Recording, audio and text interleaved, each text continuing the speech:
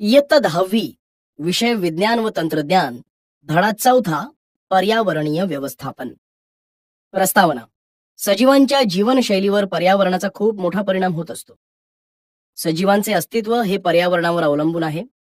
पर्यावरणाचे अस्तित्व टिकवून ठेवण्याची जबाबदारी आपल्या सर्वांची आहे, कारण परिसंस्था या पर्यावरणावर अवलंबून असतात. या पाठात आपण पर्यावरणाच्या व्यवस्थापनाविषयीच्या माहितीचा अभ्यास करणार आहोत. सर्वप्रथम तुम्ही मला सांगा की परिसंस्था म्हणजे काय? परिसंस्थेचे विविध घटक कोणते असतात? एखाद्या परिसरातील जैविक अजैविक घटकांमध्ये असणाऱ्या आंतरक्रियेमुळे परिसंस्था तयार होते. परिसंस्थेमध्ये हवा, पाणी, माती, सूर्यप्रकाश, आर्द्रता, तापमान हे अजैविक, तर जीवाणू, कवक, वनस्पती व प्राणी हे जैविक घटक असतात. अगदी बरोबर. मुलांनो, भक्षकांचे प्रकार कोणते आणि हे प्रकार कशावर अवलंबून असतात? प्राथमिक, द्वितीयक, तृतीयक असे भक्षकांचे प्रकार आहेत. हे प्रकार विविध पोषण पातळ्यांवर अवलंबून असतात. बरोबर. मग झाडावरील पक्षी व तलाव यांचा संबंध काय असावा? झाडावरील काही पक्षी हे अन्न म्हणून तलावातील जीवांवर अवलंबून असतात. तसेच पक्षी पिण्यासाठी तलावातील पाण्याचा उपयोग करतात. छान. अन्न साखळी व अन्न जाळे यातील फरक सांगा. अन्न साखळीमध्ये उत्पादक, प्राथमिक भक्षक, द्वितीयक भक्षक, तृतीयक भक्षक अशा 4 किंवा त्यापेक्षा जास्त कड्या या सरळ रेषेने जोडलेल्या असतात. तर अन्न जाळे हा गुंतागुंतीच्या आणि अनेक शाखा असलेल्या अन्न साखळ्यांचा समूह असतो. अगदी बरोबर. परिसंस्थेतील एका सजीवाकडून दुसऱ्या सजीवाकडे अन्न ऊर्जेचे संक्रमण निम्न स्तरापासून ते उच्च स्तरापर्यंत होते. याला म्हणतात अन्न साखळी. अशा अन्न साखळ्या परस्पर संबंधाने एकमेकांना जोडल्या गेल्या की अन्न जाळे तयार होते. अशा प्रकारे परिसंस्थेवर अन्न साखळी व अन्न जाळ्यांचा परिणाम होत असतो. बरं, आता ही बाजूची आकृती पहा. या आकृतीत दाखवल्याप्रमाणे वनस्पती सूर्यप्रकाशाचा वापर करून प्रकाश संश्लेषण करतात व अन्न तयार करतात. त्यामुळे वनस्पती या उत्पादक आहेत. तर हे अन्न नाकतोडा खातो म्हणून तो प्राथमिक भक्षक आहे. तर बेडूक हा नाकतोडा खातो म्हणून तो द्वितीयक भक्षक, आणि सापाचे अन्न बेडूक आहे म्हणून तो तृतीयक भक्षक आहे. गरुड हा सर्वोच्च भक्षक आहे. शेवटच्या चित्रात जीवाणू, कवक हे विघटक दिसत आहेत. मुलांनो, या चित्राला अन्न जाळ्याचे स्वरूप येण्यासाठी कशाची गरज आहे बरं? या चित्राला अन्न जाळ्याचे स्वरूप येण्यासाठी अनेक अन्न साखळ्यांमध्ये आंतरक्रिया झाल्या पाहिजेत. अगदी बरोबर. प्रत्येक सजीव हा कुणाचा तरी भक्षक असू शकतो व तो सजीव स्वतः कुणाचा तरी भक्ष्य असू शकतो. जसे बेडूक किडे खातो तर बेडकाला साप खातो, पण साप उंदीरही खातो, तसेच उंदराला मांजरही खाते. अशा अनेक अन्न साखळ्या परस्परांशी जोडल्या जाऊन अन्न जाळे तयार होते. परिसंस्था म्हणजेच पुनरावलोकन. आता आपण परिसंस्थेविषयी माहिती घेऊ. परिसंस्थेमधील प्रत्येक घटक हा आपापली जबाबदारी पार पाडत असतो, कारण जैविक व अजैविक घटक व त्यांच्या परस्परांशी होणाऱ्या आंतरक्रियेमुळे परिसंस्था तयार होत असते. वनस्पती या अन्न निर्मिती करतात. हरिण, उंट, गाय, म्हशी असे शाकाहारी प्राणी हे वनस्पतीचा अन्न म्हणून उपयोग करतात. तर या शाकाहारी प्राण्यांची संख्या जास्त प्रमाणात वाढू न देण्यासाठी वाघ, सिंह अशा मांसाहारी प्राण्यांची मदत होते. वाळवी, आळ्या असे जीवजंतू हे घाणेरड्या ठिकाणी आढळून येतात. हे जीवजंतू निसर्गाची साफसफाई करतात. त्यामुळे परिसंस्थेमध्ये हे घटकही खूप महत्वाचे असतात. आपल्या पर्यावरणाचे संतुलन या घटकांमुळे योग्य राहते. म्हणून आपण सर्वांनी सर्व घटकांची काळजी घेतली पाहिजे. बरं, आता तुम्ही मला सांगा, अन्न साखळीतील विविध पोषण पातळ्या कोणत्या आहेत? उत्पादक, प्रथम पोषण पातळी, प्राथमिक भक्षक, द्वितीय पोषण पातळी, द्वितीयक भक्षक, तृतीय पोषण पातळी, तृतीयक भक्षक, चतुर्थ पोषण पातळी. अगदी बरोबर. या अन्न साखळीमधील पोषण पातळ्या आहेत. मुलांनो, तुम्हाला ऊर्जा मनोरा म्हणजे काय ते माहित आहे का? नाही माहित? बरं, मीच सांगतो. वेगवेगळ्या पोषण पातळीच्या ऊर्जा साठ्यांची कल्पना येण्यासाठी जी आकृती काढली जाते त्या आकृतीलाच ऊर्जा मनोरा असे म्हणतात. प्रत्येक अन्न साखळीत व अन्न जाळ्यामध्ये सजीवांच्या आंतरक्रिया चालू असतात. यामुळे ऊर्जा हस्तांतरित होते, म्हणजेच एका घटकाकडून दुसऱ्या घटकाकडे जाते. हे आपण या मनोऱ्यावरून लक्षात घेऊ शकतो. आता मला सांगा की झाडावर घरटे बांधणारा पक्षी जवळच्या तळ्यातील मासे खात असेल तर हा पक्षी झाड आणि तळे अशा दोन्ही परिसंस्थांचा भाग होतो का? हो, होतो. बरोबर. पक्षी निवाऱ्यासाठी तळ्याजवळ घरटे बांधतात, म्हणून ते भूपरिसंस्थांचा फायदा करून घेतात. तर अन्नासाठी तलावातील जीवांचा तो वापर करतो, म्हणजेच तलावातील माशासारख्या जीवांच्या संख्येवर नियंत्रण ठेवतो. म्हणून पक्षी हा झाड व तळे अशा दोन्ही परिसंस्थांचा भाग बनतो. मुलांनो, हा तक्ता पहा. या तक्त्यात रिकाम्या जागी अचूक माहिती भरलेली आहे. यावरून परिसंस्थेतील अजैविक व जैविक घटकांची आपल्याला माहिती मिळेल. या तक्त्यावरून परिसंस्था ही संकल्पना आपल्याला समजणे सोपे जाते. दक्षिण भारतातील लोकांचे मुख्य अन्न भात आहे. त्या ठिकाणी अनेक राज्यात भाताचे मोठ्या प्रमाणात उत्पादन घेतले जाते. त्यामुळे तेथील भात पिकांवर अन्नासाठी नागतोडे येतात. नागतोडे हे बेडकांचे अन्न आहे, म्हणून तेथे बेडकांची संख्या खूप आहे. तर सापांचे आवडते अन्न बेडूक आहे, म्हणून सापांची संख्याही खूप मोठ्या प्रमाणात आहे. पण जर अचानक बेडकांची संख्या कमी झाली तर भाताच्या शेतीवर काय परिणाम होईल बरं? बेडूक कमी झाले तर नागतोडे वाढतील व भात शेतीचे खूप मोठ्या प्रमाणात नुकसान होईल. बरोबर. बेडूक कमी झाले तर कोणत्या भक्षकांची संख्या वाढेल व कोणत्या भक्षकांची कमी होईल? बेडूक कमी झाले तर नागतोड्यांची संख्या वाढेल आणि सापांची संख्या कमी होईल. अगदी बरोबर. मग बेडूक कमी झाले तर त्या ठिकाणच्या परिसंस्थेवर काय परिणाम होईल? बेडूक नष्ट झाले तर परिसंस्थेतील समतोल बिघडेल आणि अन्न साखळ्यांच्या इतर कड्या नष्ट होतील. अगदी बरोबर. एकंदरीत परिसंस्थेतील समतोल बिघडेल आणि त्यामुळे पर्यावरणावर विपरीत परिणाम होईल. मुलांनो, पर्यावरण म्हणजे काय? ज्या ठिकाणी सजीव जगतो त्याच्या भोवताली असणारे सर्व घटक म्हणजे पर्यावरण होय. छान. मग या पर्यावरणामध्ये कशा कशाचा समावेश होतो? भौतिक, रासायनिक या अजैविक आणि जैविक घटकांचा समावेश पर्यावरणात होतो. बरोबर. पर्यावरण व परिसंस्था संबंध. आपल्या सभोवताली असलेल्या भौतिक, रासायनिक व जैविक घटकांनी मिळून पर्यावरण बनते. थोडक्यात पर्यावरण म्हणजे सभोवतालची परिस्थिती होय. पर्यावरणामध्ये वेगवेगळ्या प्रकारच्या सजीव, निर्जीव, नैसर्गिक व मानव निर्मित घटकांचा समावेश असतो. पर्यावरणाचे दोन मुख्य प्रकार पडतात. पहिला नैसर्गिक किंवा प्राकृतिक पर्यावरण आणि दुसरा मानव निर्मित पर्यावरण होय. मुलांनो, नैसर्गिक पर्यावरणामध्ये हवा, वातावरण, जल, भूमी, सजीव यांचा समावेश होतो. यातील जैविक व अजैविक घटक यांमध्ये नेहमी आंतरक्रिया घडत असतात. त्यांचे परस्पर संबंध फार महत्वपूर्ण असतात. मानव निर्मित पर्यावरणाचाही नैसर्गिक पर्यावरणावर प्रत्यक्ष किंवा अप्रत्यक्ष प्रभाव पडतच असतो. पर्यावरणामध्ये जैविक व अजैविक घटकांचा समावेश होतो. पर्यावरणातील जैविक व अजैविक घटकांतील आंतरसंबंधांचा अभ्यास करणाऱ्या शास्त्राला पारिस्थितिकी असे म्हणतात. पारिस्थितिकीचा अभ्यास करण्यासाठी ज्या कार्यात्मक एककाचा वापर केला जातो त्यास परिसंस्था असं म्हणतात. पर्यावरणामध्ये अनेक परिसंस्था आहेत. जसे आपली पृथ्वी ही सर्वात मोठी परिसंस्था आहे, तर पाण्याचे एक लहानसे डबकेही एक परिसंस्थाच आहे. म्हणजेच यावरून आपल्या लक्षात येते की एखादे भौगोलिक क्षेत्र व्यापलेल्या प्रदेशावरील जैविक, अजैविक घटक व त्यांच्यातील आंतरक्रिया हे सर्व एकत्र येऊन त्याची परिसंस्था बनत असते. मुलांनो, पर्यावरणामध्ये कोणकोणती चक्रे असतात आणि त्या चक्रांचे महत्व काय असते?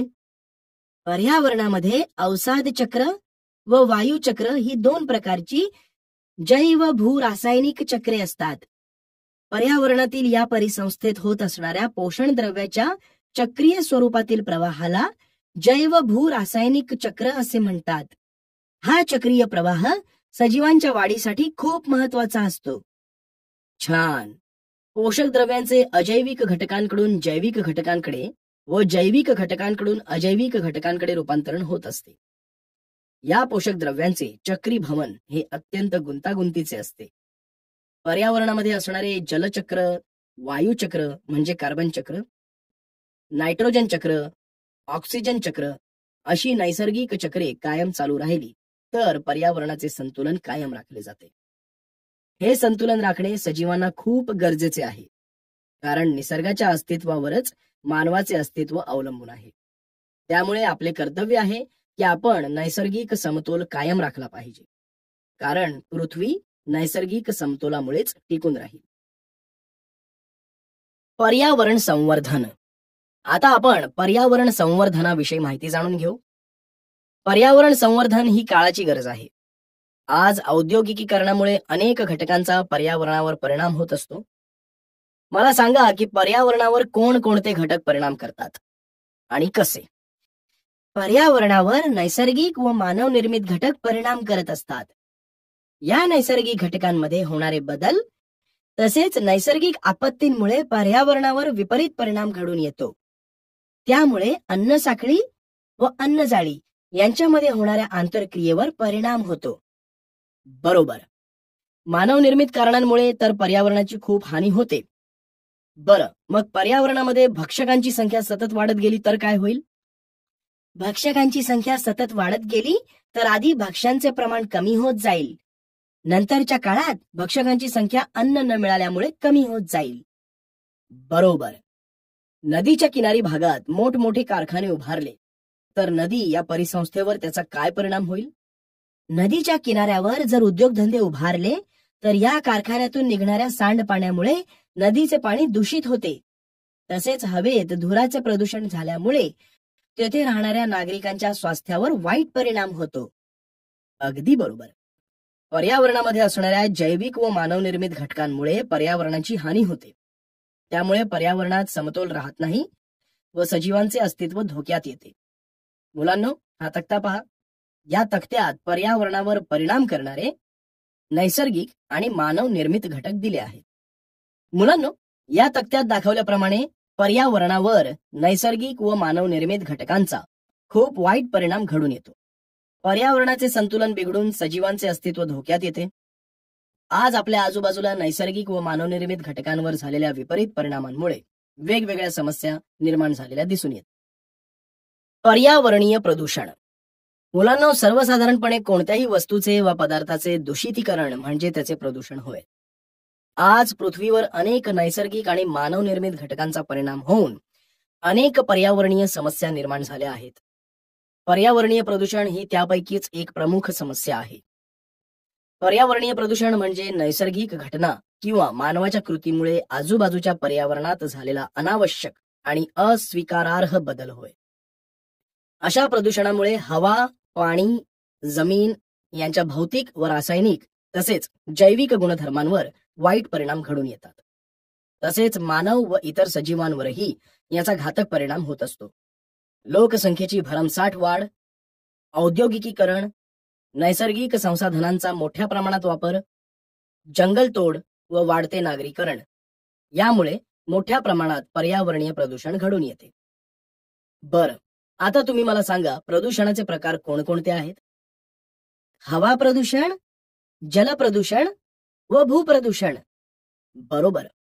हवा, जल व भूप्रदूषणाव्यतिरिक्त प्रकाश प्रदूषण, प्लास्टिक प्रदूषण, किरणोत्सारी प्रदूषण, ध्वनी प्रदूषण असे अनेक इतरही प्रकार आहेत. मग नैसर्गिक प्रदूषण आणि मानवनिर्मित प्रदूषण म्हणजे काय? नैसर्गिक स्रोतांमधून व नैसर्गिक प्रक्रियांमधून निर्माण होणारे प्रदूषण म्हणजे नैसर्गिक प्रदूषण होय. तर मानवी हस्तक्षेपामुळे होणारे प्रदूषण म्हणजे मानवनिर्मित प्रदूषण होय. उदाहरणार्थ, ज्वालामुखीच्या उद्रेकामुळे वातावरणात पसरलेला धूर व राग हे नैसर्गिक प्रदूषण आहे. तर कारखान्यांतील धुरामुळे किंवा कोळसा भट्ट्यांमुळे होणाऱ्या धुरामुळे जे हवेचे प्रदूषण होते ते मानवनिर्मित प्रदूषण होय. नदीला पूर आल्यामुळे पाणी गढूळ होते, पिण्यायोग्य राहत नाही, ते पाण्याचे प्रदूषण नैसर्गिक.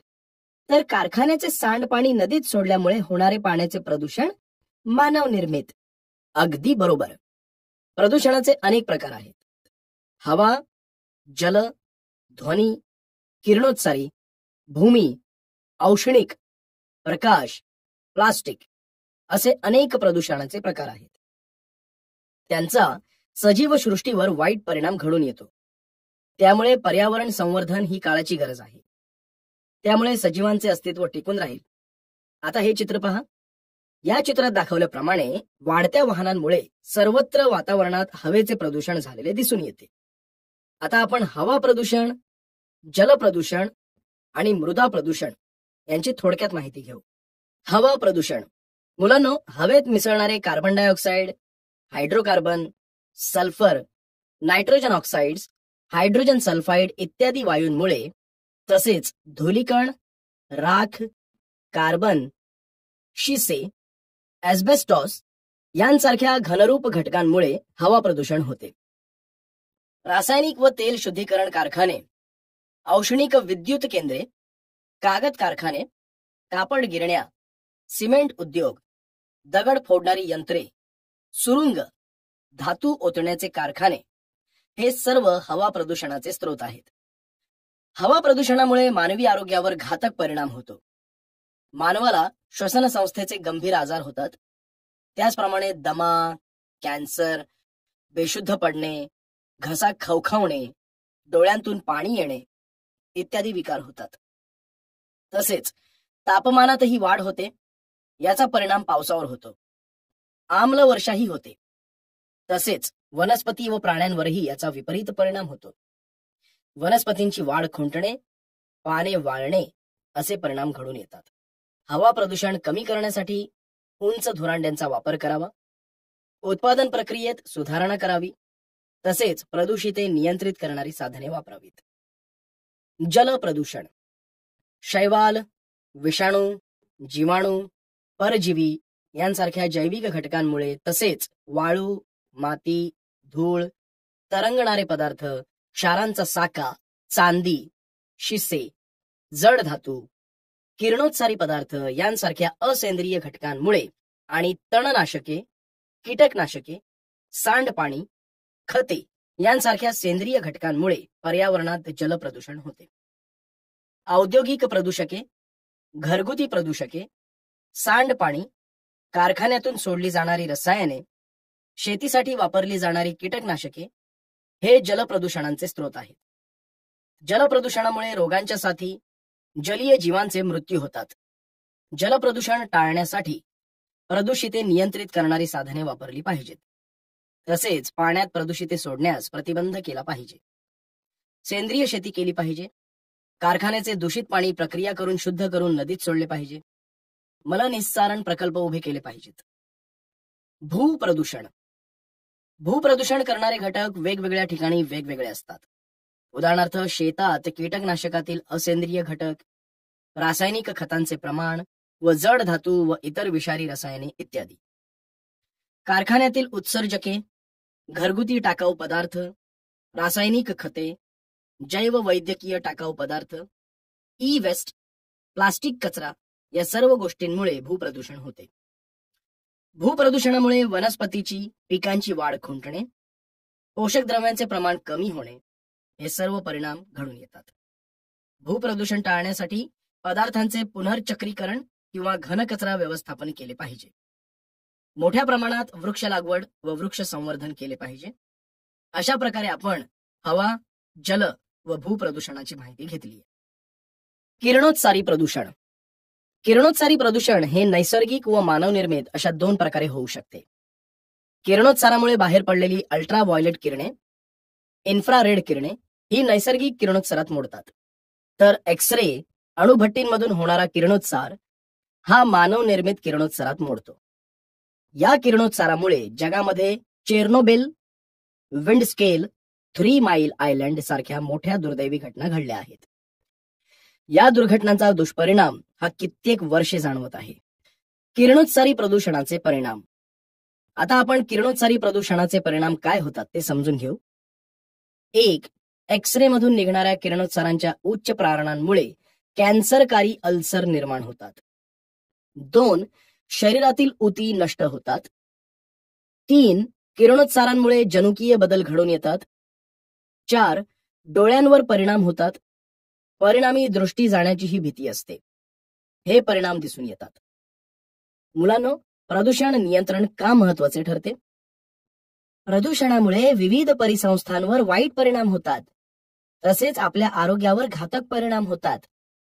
हवा, पाणी यांच्या प्रदूषणामुळे सजीवांचे अस्तित्व धोक्यात येण्याची भीती असते. म्हणून प्रदूषण नियंत्रण करणे हे खूप आवश्यक आहे. बरोबर. पर्यावरण संवर्धनाची गरज. आता आपण पर्यावरण संवर्धनाची गरज का असते ते समजून घेऊ. पर्यावरणाचे संवर्धन करणे ही आजच्या काळाची गरज आहे. यासाठी सर्वांनी एकत्रित येऊन प्रयत्न केले पाहिजेत. पर्यावरणाचे संरक्षण केले तर आपण अनेक समस्या सहजपणे सोडवू शकतो. पर्यावरणाच्या संवर्धनासाठी मुलांमध्ये लहानपणापासूनच पर्यावरणाची माहिती, पर्यावरणाविषयी प्रेम, सकारात्मक दृष्टिकोन ही मूल्ये रुजविली गेली पाहिजेत. कारण ही पिढीच येणाऱ्या काळात पर्यावरणाचे संवर्धन करेल. जगातील सर्वच विकसित, अविकसित, विकसनशील देशांनी पर्यावरण संवर्धनासाठी कंबर कसली आहे. या देशांनी पर्यावरण संरक्षणासाठी धोरणे निश्चित केली आहेत. त्या अनुषंगाने पर्यावरण वाचवण्याचा प्रयत्न केला जात आहे. पर्यावरण वाचवण्यासाठी संयुक्त राष्ट्र संघटनेने म्हणजेच UNOने 1972 मध्ये स्टॉकहोम या ठिकाणी मानवी पर्यावरणावरील परिषदेमध्ये पहिल्यांदाच पर्यावरण विषयक समस्यांवर चर्चा घडवून आणली. त्यातूनच युनायटेड नेशन्स एन्व्हायरमेंट प्रोग्राम म्हणजेच UNEP हिची स्थापना करण्यात आली. त्यानंतर चौथ्या पंचवार्षिक योजनेत पर्यावरणावर चर्चा करून पर्यावरण सुसूत्रीकरण समितीच्या माध्यमातून स्वतंत्रपणे पर्यावरण विभागाची स्थापना करण्यात आली. तर 1985 पासून पर्यावरण आणि वन मंत्रालय पर्यावरण आणि वनविषयक कार्यक्रमाचे नियोजन, प्रवर्तन व प्रबोधन करण्याचे कार्य हा विभाग मोठ्या सचोटीने पार पाडत आहे. आता हा पुढील तक्ता पहा. या तक्त्यावरून पर्यावरण संवर्धनाची गरज का आहे ते समजेल. पर्यावरण संवर्धन आपली सामाजिक जबाबदारी. पर्यावरणाशी मानवाचा तो अस्तित्वात आल्यापासूनच अगदी जवळचा संबंध आहे. मानवाने आपल्या बुद्धिमत्तेच्या जोरावर बरीच प्रगती केली आहे. आपल्या कल्पनाशक्तीच्या जोरावर विविध क्षेत्रात उल्लेखनीय कार्यही पार पाडले आहे. मात्र हे सर्व करत असताना त्याने नैसर्गिक साधन संपत्तीचा बेसुमार वापर केलाय. या प्रगतीमुळे पर्यावरणाची खूप हानी झाली आहे. त्यामुळे पर्यावरणीय समस्या वाढत गेल्यात. पर्यावरणाचा ऱ्हास मानवाने केला. आता त्याचे संवर्धन करणे ही सुद्धा काळाची गरज बनली आहे. पर्यावरण समतोल राखणे हे मानवाचे आद्य कर्तव्य आहे. त्यामुळे पर्यावरणावर विपरीत परिणाम करणारी कृती आपण टाळली पाहिजे. आपली जबाबदारी म्हणून आपण पर्यावरणाचे संवर्धन केले पाहिजे. बरं, तुम्हाला माहित आहे का फुलपाखरे पर्यावरण संतुलनामध्ये काय काम करतात? फुलपाखरे परागीभवन प्रक्रिया घडवून आणतात. त्यामुळे वनस्पतींचे प्रजनन घडून येते आणि वनस्पतींची संख्या वाढते. बरोबर, पर्यावरणाचे संतुलन कायम राहते. पर्यावरण संवर्धनासंदर्भात निर्माण केलेले कायदे. वन संवर्धन कायदा 1980. मुलांना 1980 मध्ये वन संवर्धनासाठी कायदा करण्यात आलाय. या कायद्याद्वारे वनासाठी आरक्षित ठेवलेली जागा कोणत्याही कारणासाठी वापरता येणार नाही. उदाहरणार्थ, अशा जागेत जर खाणकाम करायचे असेल तर केंद्र सरकारची परवानगी घेणे बंधनकारक आहे. या कायद्याचा भंग करणाऱ्याला गुन्हेगार ठरवून 15 दिवसाची कारावासाची शिक्षा देण्याची तरतूद या कायद्यात केली आहे. पर्यावरण संरक्षण कायदा 1986. प्रदूषणावर नियंत्रण आणण्यासाठी व पर्यावरणाला हानी पोहोचवणाऱ्या व्यक्ती किंवा संस्थांवर कारवाई करण्याच्या हेतूने 1986 मध्ये हा कायदा करण्यात आला आहे. या कायद्याद्वारे कोणत्याही उद्योगाला किंवा कारखान्याला ठरवून दिलेल्या मापदंडापेक्षा जास्त प्रदूषके वातावरणात सोडता येणार नाहीत. या नियमांचे जे उल्लंघन करतील त्यांना 4 वर्षापर्यंत शिक्षा व 1 लाख रुपये दंडाची तरतूद या कायद्यात केली आहे. या पर्यावरणाविषयक कायद्याची अंमलबजावणी प्रभावीपणे करण्यासाठी राष्ट्रीय हरित न्यायाधिकरणाची स्थापना 2010 मध्ये करण्यात आली आहे. वन्यजीव संरक्षण कायदा 1972. भारत सरकारने वन्यजीवांची बेकायदेशीर शिकार टाकून त्यांचे संरक्षण करण्यासाठी हा कायदा केला. या कायद्यामधील कलम 49 अ नुसार दुर्मिळ होत चाललेल्या प्राण्यांचा व्यापार करण्यावर पूर्णपणे बंदी घालण्यात आली आहे. कलम 49 ब नुसार वन्य प्राण्यांच्या अवयवांपासून किंवा कातडीपासून बनवलेल्या वस्तूंच्या वापरावर बंदी घालण्यात आली आहे. कलम 49 क अनुसार एखाद्या व्यापाऱ्याकडे दुर्मिळ वन्य प्राण्यांच्या वस्तूंचा साठा असेल तर तो जाहीर करणे बंधनकारक केले आहे. अशा प्रकारे अनेक कायदे करून पर्यावरण वाचवण्याचा प्रयत्न केला जातोय. तसेच ध्वनी प्रदूषणावर नियंत्रण आणण्यासाठी 2000 मध्ये ध्वनी प्रदूषण नियम आणि नियंत्रण 2000 हा कायदा करण्यात आलाय. त्याचप्रमाणे जैव वैद्यकीय कचरा नियम 1998 हा कायदा केलाय. ई कचरा नियम 2011 हा कायदा संमत करण्यात आला आहे. अशा प्रकारे पर्यावरण संवर्धनासाठी समाजातील सर्वच स्तरातून प्रयत्न केले जात आहेत. एका लहान माणसाची मोठी गोष्ट. आता आपण एका पर्यावरणावर प्रेम करणाऱ्या व्यक्तीची गोष्ट पाहूया. 1963 मध्ये आसाम राज्यामध्ये आदिवासी भटक्या जमातीत जादव मोलाई पयांग नावाच्या एका कर्तबगार व्यक्तीचा जन्म झाला. तो वयाच्या 16व्या वर्षापासून जंगल कामगार म्हणून काम करत होता. एके दिवशी त्याच्या गावाजवळून वाहणाऱ्या ब्रह्मपुत्रा नदीला पूर आला. त्यामुळे खूप साप मरण पावले. यावर उपाय म्हणून त्याने सर्वप्रथम 20 बांबूंची रोपटे लावली. त्यानंतर 1979 मध्ये सामाजिक वनीकरण विभागाने त्या भागातील 200 हेक्टरवर वनीकरणाचा प्रकल्प सुरू केला. याची देखभाल इतर कामगारांप्रमाणे मोलाईही करत होते. मात्र ही योजना थांबल्यानंतरही या माणसाने त्याचे काम चालूच ठेवले. त्याचा परिणाम म्हणजे ज्या भागात एकही वृक्ष नव्हतं त्या भागात जवळपास 1360 एकरचे जंगल मोलाईने तयार केले.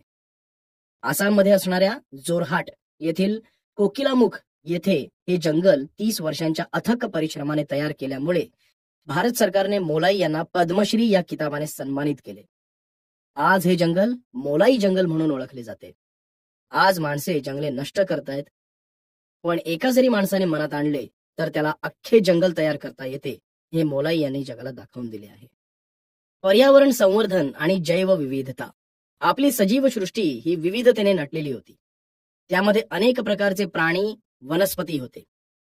आपल्या पूर्वजांकडून आपण अशाच काही वनस्पतींची प्राण्यांची माहिती ऐकतो, मात्र प्रत्यक्षात ते प्राणी व वनस्पती आज आपल्याला पाहायला मिळत नाहीत. या सर्व गोष्टींना किंवा परिस्थितीला आपणच जबाबदार आहोत. निसर्गामध्ये आढळून येणाऱ्या एकाच जातीच्या सजीवांतील आनुवंशिक विविधता, सजीवांच्या जातींची विविधता, परिसंस्थांची विविधता या सर्वांमुळे त्या भागातील निसर्गाला जी सजीवसृष्टीची समृद्धी लाभते त्यालाच जैवविविधता असे म्हणतात. जैवविविधता 3 पातळ्यांवर दिसून येते: आनुवंशिक विविधता, प्रजातींची विविधता आणि परिसंस्थेची विविधता. त्यांची आपण थोडक्यात माहिती घेऊ. आनुवंशिक विविधता. एकाच जातीमधील सजीवात जी विविधता आढळून येते त्याला आनुवंशिक विविधता असे म्हणतात. उदाहरणार्थ, एकाच जातीच्या सजीवातील 2 जीव एकसारखे असत नाहीत.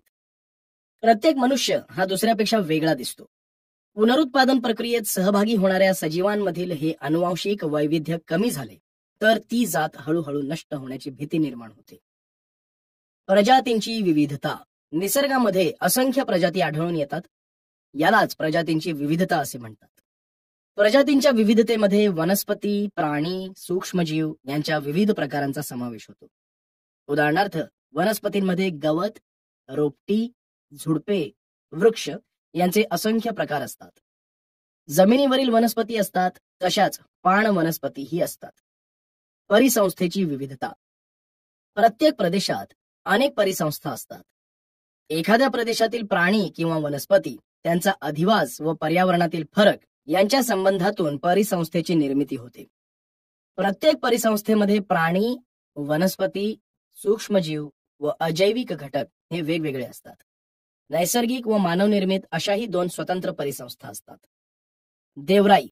देवाच्या नावाने राखून ठेवलेले व पवित्र समजले जाणारे वन म्हणजेच देवराई होय. देवराई जंगल सरकारच्या वन खात्याने सांभाळलेले नसून समाजाने सांभाळलेले अभयारण्यच असते. देवाच्या नावाने राखून ठेवल्याने या वनाला एक प्रकारचे संरक्षक कवच असते. भारताच्या पश्चिम घाटातच नाही तर संपूर्ण भारतात आपल्याला जंगलांचे असे दाट पुंजके आढळून येतात. भारतामध्ये अशा 13,000पेक्षा जास्त देवराया आढळून येतात. महाराष्ट्रात कोकणातील रत्नागिरी आणि सिंधुदुर्ग येथे देवराया आहेत. त्यात 900 ते 1000 वनस्पती आढळून येतात. पुणे जिल्ह्यात जुन्नर, आंबेगाव, मावळ, मुळशी या तालुक्यात देवरायांची संख्या अधिक आहे. जैवविविधतेच्या संवर्धनासाठी उपाय. आता आपण जैवविविधतेचे संवर्धन कसे करता येईल ते समजून घेऊ. 1. ज्या दुर्मिळ जातींचे सजीव आहेत त्या सजीवांचे संरक्षण केले पाहिजे. 2. राष्ट्रीय उद्याने व अभयारण्ये यांची निर्मिती करणे खूप जरुरी आहे. 3. ज्या क्षेत्रात जास्त प्रमाणात सजीव आहेत ते क्षेत्र राखीव जैव विभाग म्हणून घोषित करणे. 4. ज्या जाती दुर्मिळ होत आहेत त्या प्रजातींच्या संवर्धनासाठी खास प्रकल्प सुरू करणे. 5. प्राणी व वनस्पतींचे संवर्धन करणे. 6.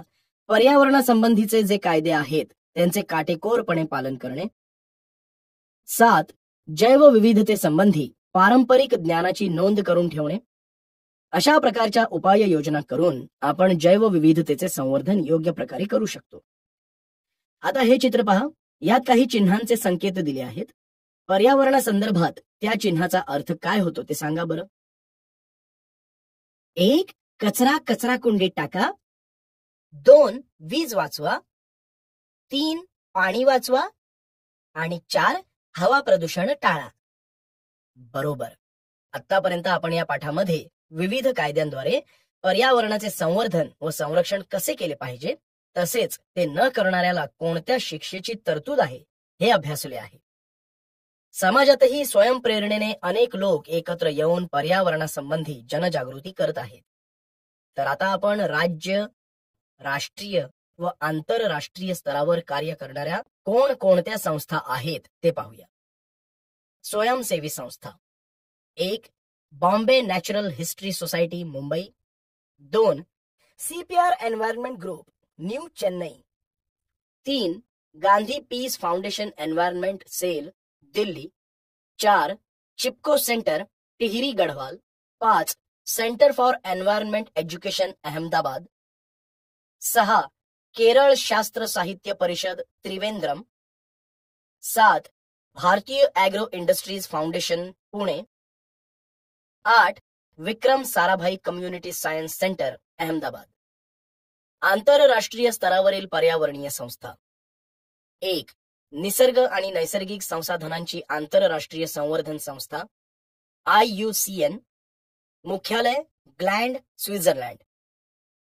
2. Inter governmental panel on climate change IPCC. मुख्यालय जिनिव्हा. 3. संयुक्त राष्ट्रसंघ पर्यावरण कार्यक्रम UNEP Nairobi Kenya. 4. World wild life fund WWF New York. 5. Bird life international Cambridge. 6. हरित हवामान निधी सॉंगडो दक्षिण कोरिया.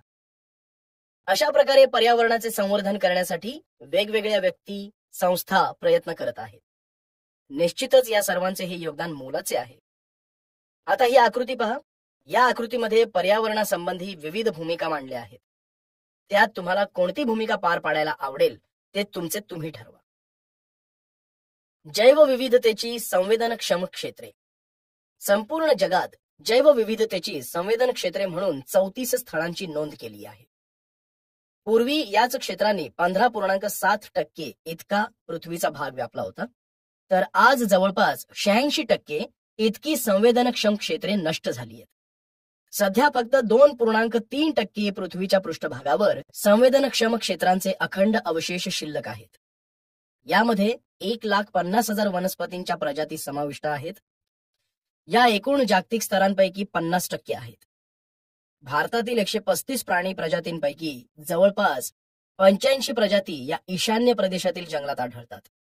तर पश्चिम घाटात 1,500हून जास्त प्रदेशनिष्ठ वनस्पतींच्या प्रजाती आढळून येतात. जगातील एकूण वनस्पतीच्या प्रजातींपैकी जवळपास 50,000 वनस्पतींच्या प्रजाती या ठराविक प्रदेशातच आढळून येतात. धोक्यात आलेली देशातील 3 वारसा स्थळे. आता आपण आपल्या देशातील धोक्यात आलेल्या 3 वारसा स्थळांविषयी माहिती घेऊया. 1. पश्चिम घाट. पश्चिम घाटाची व्याप्ती ही महाराष्ट्र, गुजरात, गोवा, कर्नाटक, तामिळनाडू व केरळ या 5 राज्यात आहे. खाण उद्योग व नैसर्गिक वायूच्या शोधासाठी पश्चिम घाटात विविध कामे सुरू आहेत. त्यामुळे पश्चिम घाटाचे अस्तित्व धोक्यात आले आहे व तिथे आढळून येणाऱ्या आशियाई सिंह व रानगवे या प्राण्यांचे अस्तित्व धोक्यात आले आहे. 2. मानस अभयारण्य. मानस अभयारण्य हे आसाम या राज्यात आहे. या अभयारण्यास धरणे व पाण्याचा होत असलेला बेसुमार वापर यांचा फटका बसलेला आहे. त्यामुळे तेथील वाघ व एकशिंगी गेंडा यांचे अस्तित्व धोक्यात आले आहे. 3. सुंदरबन अभयारण्य. पश्चिम बंगालमधील सुंदरबन अभयारण्य हे वाघासाठी राखीव क्षेत्र आहे. मात्र धरणे, वृक्षतोड, अतिरिक्त मासेमारी व त्यासाठी खोदलेल्या चरांमुळे तेथील वाघ व पर्यावरणासमोर मोठे आव्हान उभे राहिले आहे. कालांतराने हे वाघ या क्षेत्रातून नष्ट होतील की काय अशी भीती वाटत आहे. धोक्यात आलेल्या प्रजातींचे वर्गीकरण. 1. संकटग्रस्त प्रजाती. संकटग्रस्त प्रजातींची जीवसंख्या खूप कमी उरलेली असते किंवा त्यांचा अधिवास इतका संकुचित झालेला असतो की त्यावर योग्य उपाययोजना केली नाही तर या प्रजाती पूर्णच नष्ट होऊ शकतात. उदाहरणार्थ लायन टेल्ड वानर, तणमोर. 2. दुर्मिळ प्रजाती. या प्रजातींची जीवसंख्या बरीच कमी असते. या प्रजाती विशिष्ट क्षेत्रातच राहत असतात. त्यामुळे या प्रजाती अगदी जलदपणे नष्ट होऊ शकतात. उदाहरणार्थ रेड पांडा, कस्तुरी मृग. 3. संवेदनशील प्रजाती. संवेदनशील प्रजातींची जीवसंख्या अत्यंत कमी झालेली असते आणि ती सतत घटत असते. संख्या घटणे हेच या प्रजातींबाबत मूळ चिंतेचे कारण आहे. उदाहरणार्थ पट्टेरी वाघ, गीरचे सिंह. 4. अनिश्चित प्रजाती. या प्रजाती आपल्याला धोक्यात आल्यासारख्या वाटतात. मात्र या प्रजातींच्या विशिष्ट सवयींमुळे त्यांच्या संख्येचा अंदाज घेणे कठीण आहे. उदाहरणार्थ शेकरू खार. यांच्यात बुजरेपणा असतो. त्यामुळे या प्रजातीविषयी निश्चित माहिती संकलित करता येत नाही. माहित आहे का तुम्हाला IUCN म्हणजेच आंतरराष्ट्रीय निसर्ग संवर्धन संघटना ही संघटना वेगवेगळ्या देशातील धोक्यात आलेल्या वन्यजीव प्रजातींची यादी तयार करते. या यादीमध्ये असणाऱ्या गुलाबी पृष्ठावर संकटग्रस्त प्रजातींची तर हिरव्या पृष्ठावर पूर्वी संकटग्रस्त असलेल्या मात्र आता धोक्यातून बाहेर पडलेल्या प्रजातींची नावे दाखवलेली असतात.